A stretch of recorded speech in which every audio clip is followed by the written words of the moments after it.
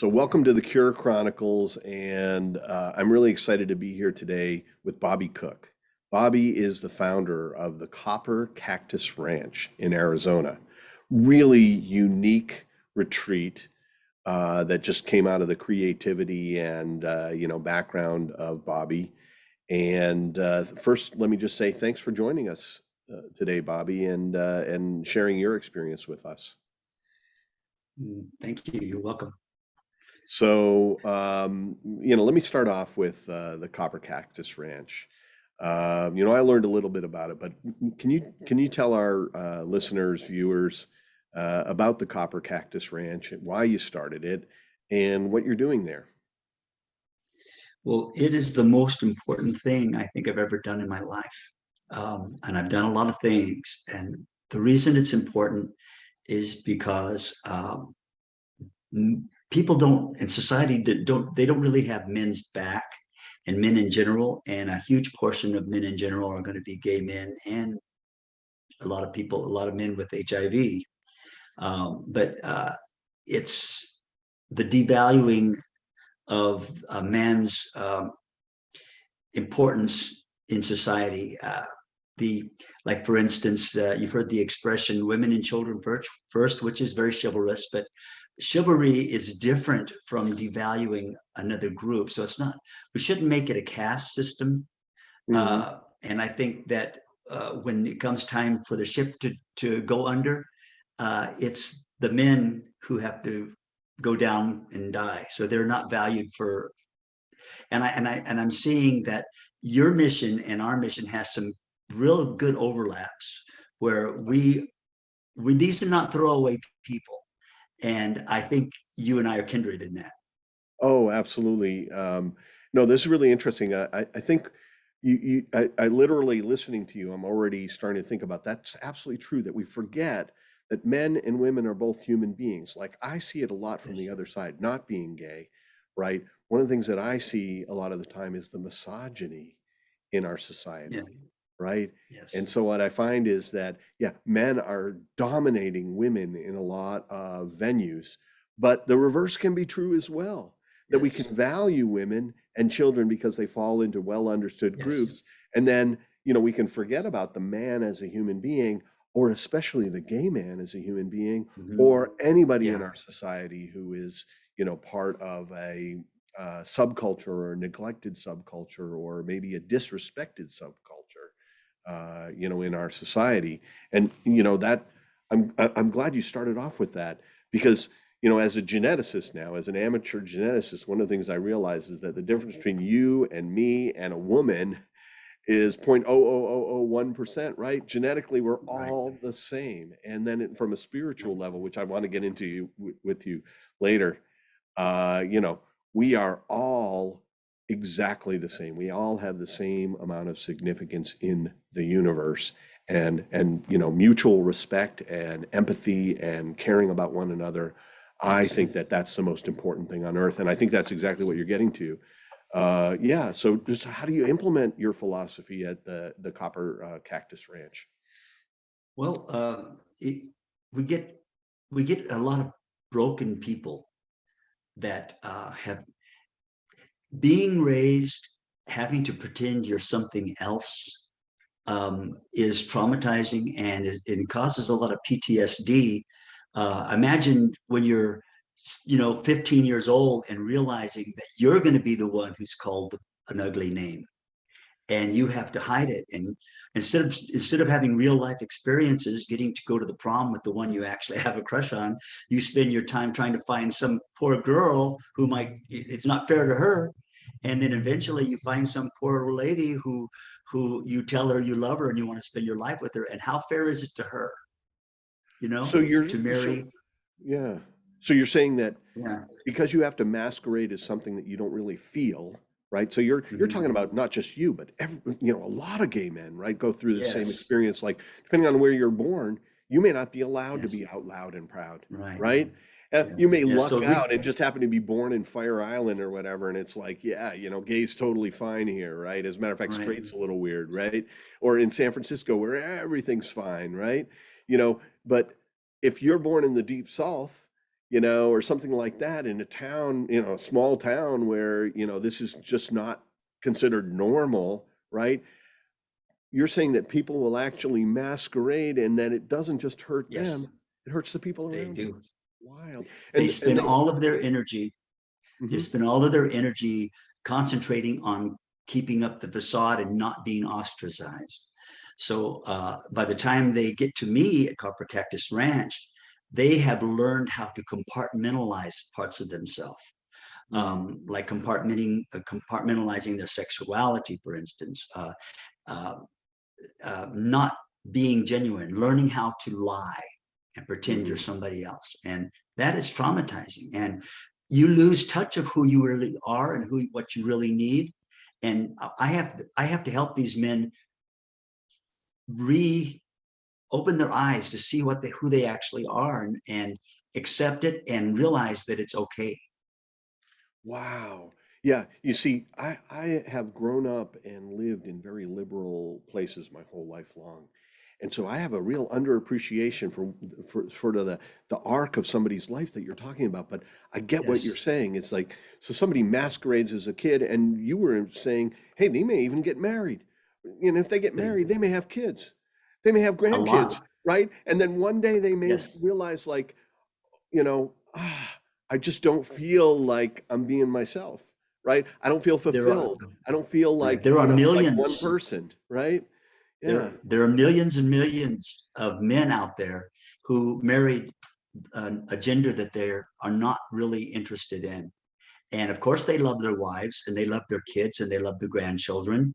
And it's too late for them to try to come out and have a life as a gay man. So these are not throwaway people. Is it too And late for them?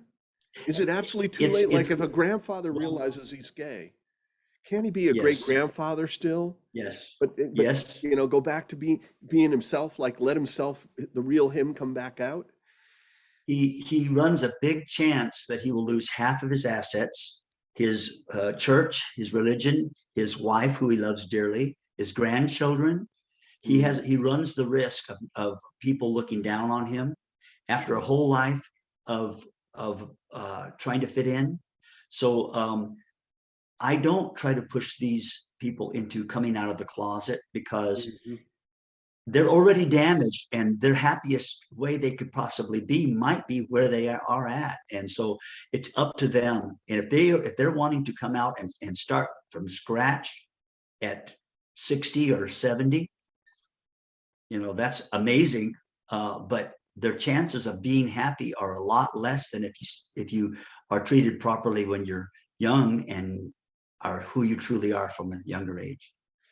So you'll support them in wherever they choose to Yes, go. I mean, you're like a yes, good I do. psychiatrist almost, right? Well, Which is like, let's find your happiness and peace of mind and your yes, best path forward as somebody that comes to. Are you saying that the people who come to the Copper Cactus Ranch get this type of support and yes, discussion? yes, Wow, absolutely. tremendous. So there's probably a Yes, lot of people there that would not want anybody to know that they're there. So you even must have yes, to maintain a certain level of yes, confidentiality so that these folks can yes. go ahead and get what they need. And That's yeah, tremendous. and what we give them, and what they need is not the sex. No, we're not Right. that's not what we're You're about. not a We're bathhouse. a place, not a bathhouse. Right. And that's not one of those kind of places. What it is a place where people are laughing, and there's camaraderie, and there's acceptance, and there's good food, and there's entertainment, and people are just enjoying being in their own body as who they really are, and not having to watch the way they move, watch the way they speak. If they have an inflection in their voice, they could just Yeah. be who they authentically are. And that's the first part of healing. It's interesting because you mentioned the idea of PTSD, and it reminds me so much of Band of Brothers, right? The way you're describing what's going on at the ranch, it sounds Right. like, like a reunion of a bunch of people that fought in Vietnam, where they're like, it's okay to be me, Yeah. including my PTSD, including all the Right. questions and stress and trauma and brokenness that I may be feeling. And, I can just be myself around these guys and they understand, right? Yeah. And that's amazing. That's amazing. It must be We're incredibly also therapeutic. Yeah. we're also a hub for other venues. Like sometimes somebody might come there that we can tell is suicidal, and so we connect them with the right people that can take and help them. People might be have certain questions. They might need a psychiatrist, a psychologist. We connect them to those people. Mhm. Like for instance, this one man, we have like 11,000 people on our Facebook closed page that we reach out to, and we try to take care. That's a lot of people to keep up with. That's a And lot. we Yeah. got this one post from a guy. His name was Jimmy, and he said, "I just got thrown out. I'm on the corner of so and so street with my briefcase, and I can't go home. My wife threw me out. She found out I was gay. I admitted everything to her and the kids, and I'm out on the street." So then I posted in our site, "Is there anybody in South Carolina that can go to this address and pick up Jimmy and help him not have to sleep on the street tonight?" So we had people come out of the woodwork to help, and somebody picked him up. Somebody let him stay at an apartment, an extra room. We helped him get a different job because he was retired and he didn't have. She cut off all of his income, so he had no money. She had Mhm. access. She changed all the passwords, changed the Sure. locks on the doors, and very punitive. And so Jimmy is fine now. He Great. is still, yeah, he's still single and he's living by himself. But all the damage that could have been done, we saved him from quite a bit of that. So Yeah, well, I mean, wow, the contrast between just being alone without a support system and then having a support system, having somebody drive by in their car yeah, and say, "I understand and I care," yeah, right? I mean, this is one of the beautiful things about human beings in general. I mean, think about that. Our yeah, empathy for one another, our support for one another. This is what makes us really different from every other animal on the planet, right? yeah. That we can communicate, collaborate, form communities that lift all of us up, and you've Yes. got this unique community of people that have a special need, but like you said, in the grand scheme of things, they're just like anybody else. I bet you there's some folks that are listening to this jealously who, in some ways are part of another underserved community or misunderstood community that say, I wish I could find a Facebook, you know, Yes. group like that for me. And a guy like Bobby who would, put out the word when I needed something. And wow, and we know there's a lot of people that are thinking about suicide who really need that Yes. kind of, outreach. And I hope if They there's need, anybody listening like that, they won't hesitate to pick up the suicide hotline and call, because there are people that we care. kind of Yeah. we kind of need a homeland or a physical place. And I put a lot of thought into having Copper Cactus Ranch as a place that you can escape to, because we didn't know if we were going to have to take Jimmy in and take care of him. Hmm. Uh, but it's not like there's not a community out there when you hear LGBT and then XYZ after a while, because they keep adding letters. Yeah. um, what that does, even though it gave us political power because we came together to fight for civil rights and things like that, what it Yeah. also did, it diluted uh, what our real group is. Men who are gay, who identify as men, are different from men who are gay, who identify as women, and Sure. so on and so forth. So there's all these subcategories. So Sure. Copper Cactus Ranch is basically men who identify as men, and even if you're heterosexual, you're allowed to come there, because we're getting quite a few straight guys now trying to get some help. Wow. Yeah, that's great. Yeah. I think what binds the LGBTQ community together is the nature of the prejudice that they all Yes. face, and the idea of minorities. And, in order to be represented as a minority, it's good to almost like form a Yes. union with other Yes. minorities, because Right. there are a lot of common things about being, sort of Right. repressed or suppressed Yes. or ignored, Yes. right? And it is kind of great to think that it wasn't that long ago where, the gay pride flag was projected on the White House, right? Yeah. And it shows that, yeah, that has had a positive effect, although there's also been, a little bit of a backlash. I think because of the success, it scares some other majorities or minorities, right? To Yes. see that these folks are asserting themselves. But yeah, that's fantastic. So you're dealing with this community, and one of the things that we've noted at American Gene Technologies is that the LGBTQ community also has a lot of passion for the whole concept of HIV. Yes. That they've had a lot of connection to the HIV community because in the early days, and this is not so true today, by the way, but it was considered to be a disease that first struck and first grew within the gay Yeah. community, and Yeah. as a result, a lot of folks knew people that were just Yes. devastated by AIDS. In the early days, it was a death sentence. I mean, what did you personally experience? Were you out at that point? And uh, Well, you know, did you have any contact with folks that were dealing with that problem? I did. There, I was in Savannah, Georgia, when it became real. There was a very popular guy that was everybody wanted to be his friend. Everybody wanted to be Arnie's friend. Arnie was beautiful. He was smart. He was intelligent and well spoken. And one day they found out he was HIV positive. And I wasn't in his tight circle of friends, but everybody deserted the man. Yeah. Um, and over the time, when started to get sick, I became, because of the elimination of his closer inner circle, I became his closest friend because everybody else was gone. And every time I would go back, and I was performing music at the time, and every time I would go back to Savannah, Georgia, I would check on him. And he had to live with his mom. And his mom was an older lady. And she, I would get there and she'd say, "Would you bathe Arnie?" Mm. I wasn't prepared for that. And then when I would, Arnie would cry, he would see me and he says, "I've been in this room for days and my mom just pokes her head in once in a while." And so I would bathe Arnie, and because of the illness, he was not, he was very raw and sick and had lesions, and I did it. And we talked about if he wants to live, if he wants to try to keep living.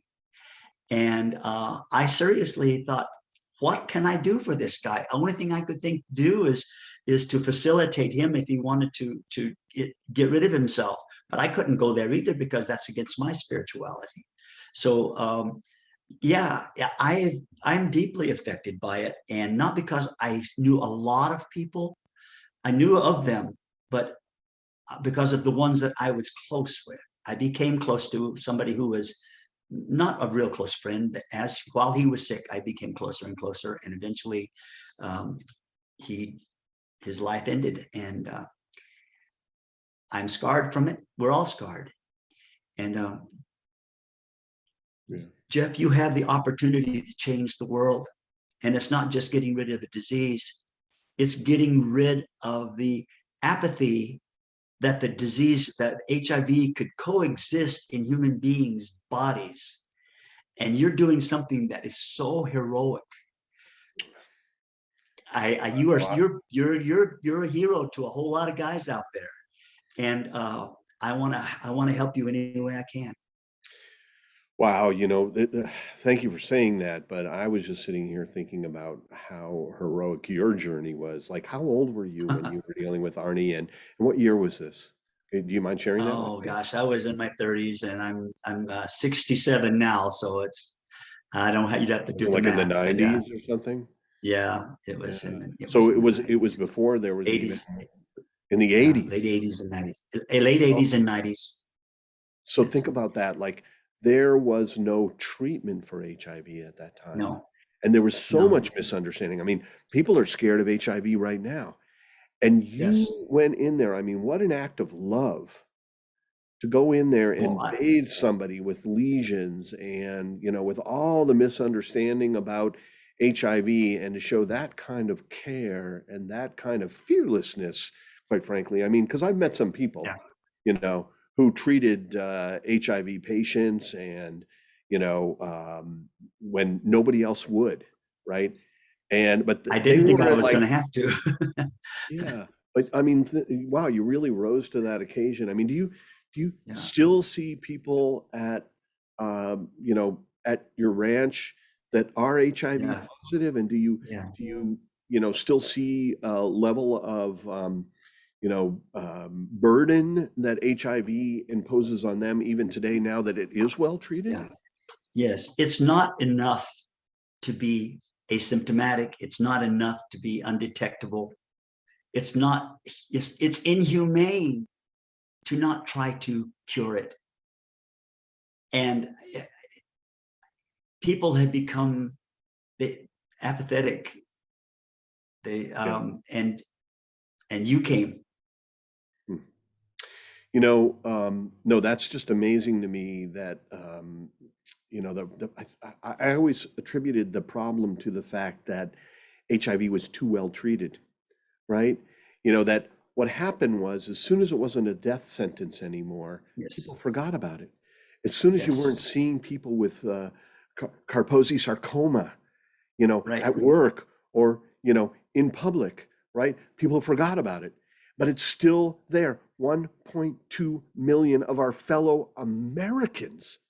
That's, Yes, and 38 million nearly of our fellow human beings, just as yeah, valuable as anybody else on earth, are carrying this burden. And so, yeah, yes, I totally agree with you that, look, I understand why people got apathetic. People, Hollywood stopped even making movies about it, right? I mean, there yes, was so, like, think about Philadelphia, that movie. That was a pivotal film, right? But, where's the latest film about, living with HIV? It's just, it doesn't have that same sort of, I don't know, draw anymore. Whatever people, have retreated, who are well, there's probably a lot of people in Hollywood with HIV that are well controlled, and are living relatively normal lives, but are still carrying that psychological burden of taking a pill every day and knowing that they're different, right? And I agree with you. It is imperative that we change that. That yes. we just try to bring them back to normal, just It's not enough. so, It is an unfortunate thing, but having a disease that's treatable by medication is profitable to some, and the value of the money you make on that is not. It doesn't have any weight. It's people's a man being able to say, I'm going to be HIV negative someday, or I'm going to be immune someday. That is hope. And the even the churches don't pray for the cure of AIDS in the regular. I mean, it doesn't come up unless somebody brings it up. I mean, I remember the uh, the preacher at my mother's church would always, when I came to visit, would always say, and pray for the end of AIDS, for a cure, for our scientists to find the cure. You yeah, know, yep, have God's hand. But unfortunately, we've got an out of joint where it's like scientists are over here on one side, and people of faith or people with deep belief systems are not. They're separate, and they've both become apathetic. mm, So interesting. You know, you're giving them hope. Oh, thank you. Well, I've met a lot of scientists that are quite spiritual.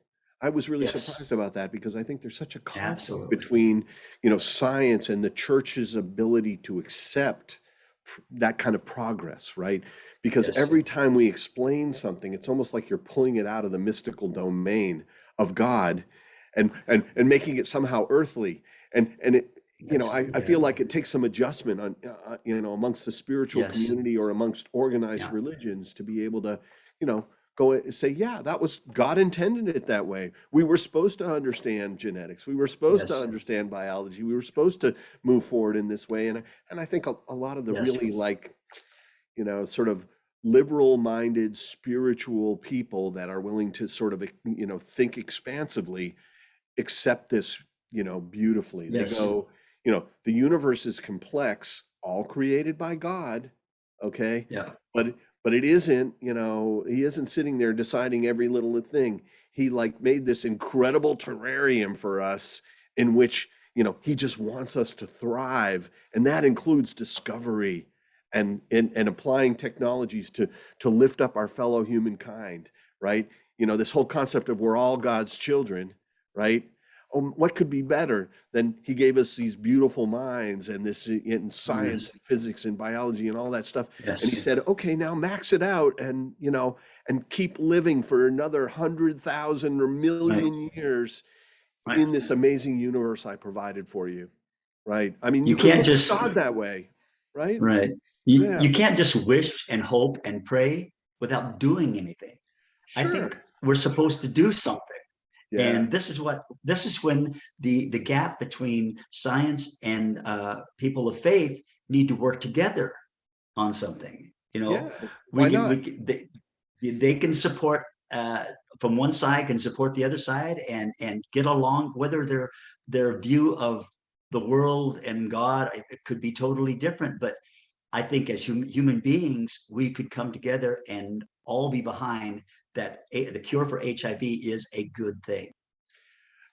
That's a great way to put it too. So do you think that organized religion will go ahead and accept that idea? Because I think that they, for a period of time, and I don't know whether it's still true, you know, sometimes organized religion would be anti-gay, and they might misinterpret HIV as being, something that was sent for gays.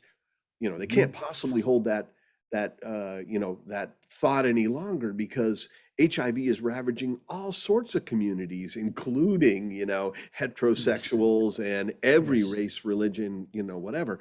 So you would hope that they're Right. kind of off that idea that this was specifically sent as some sort of punishment. But there was that kind of thinking at one point. Did you ever Yeah. see That that? was yeah. That happened. But also, if whatever happens, people of faith, all the good that happens, they thank God.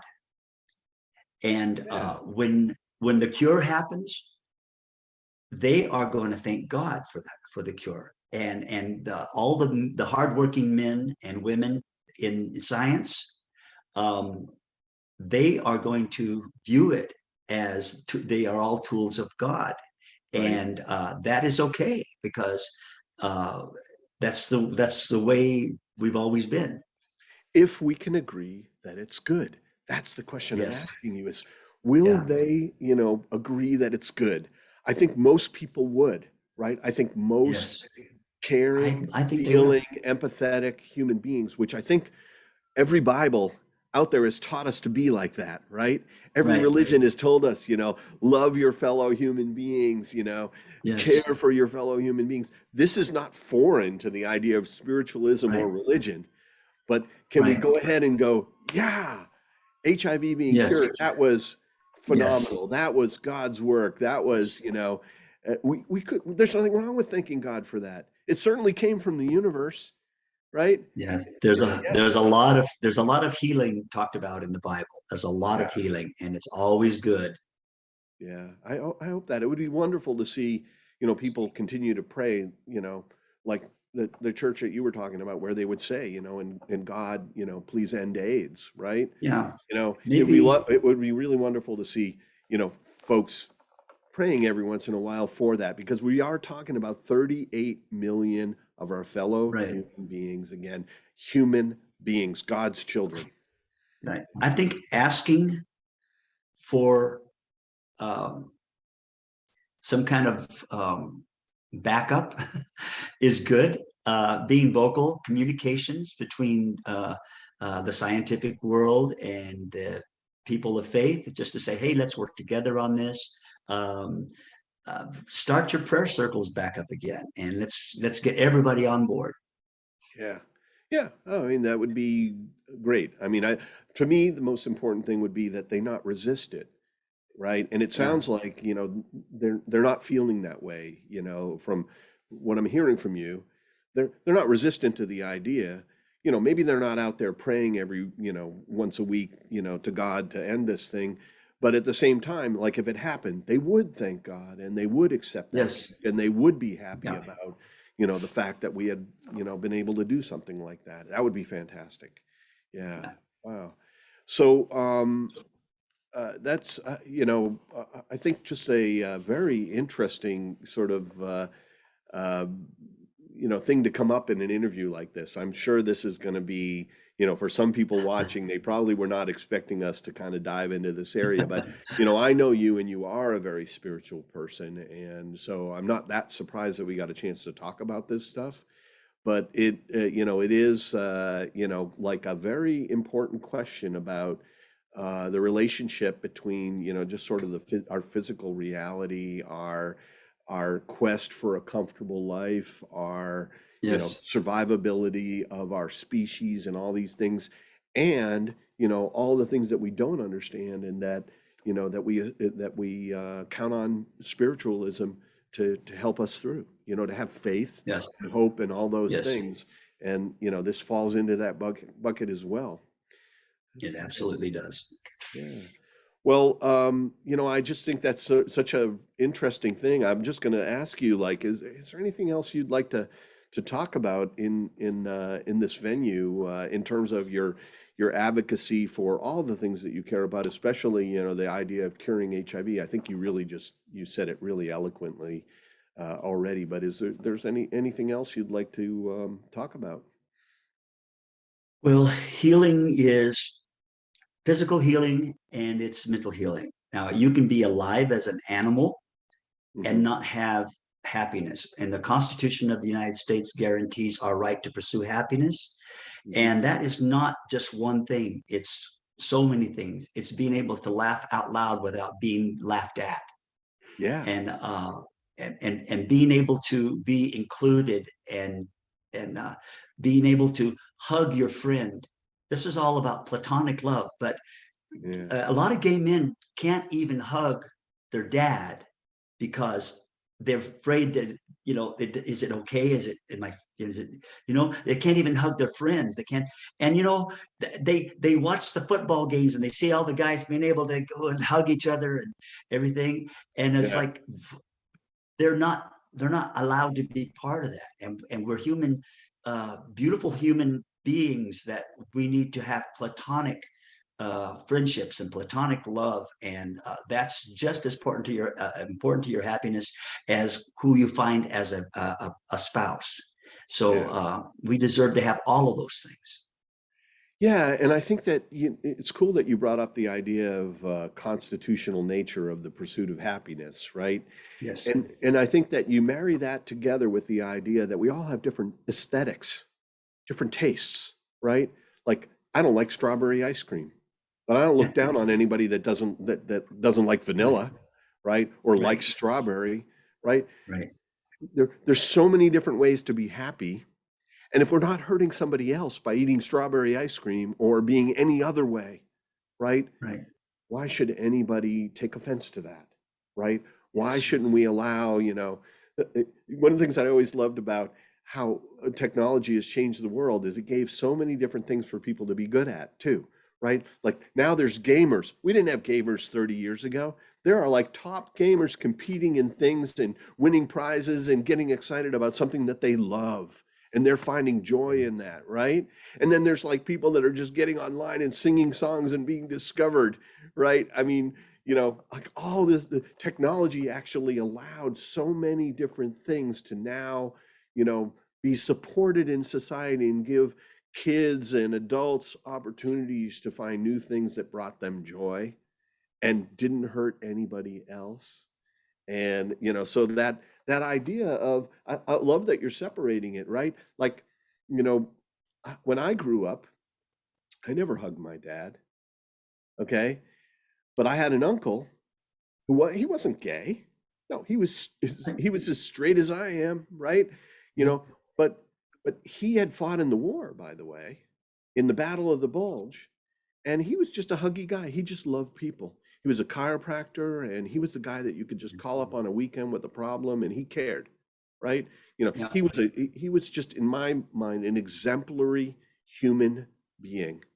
As a matter of fact, he was so exemplary. I always thought, you know, people are using him too much, right?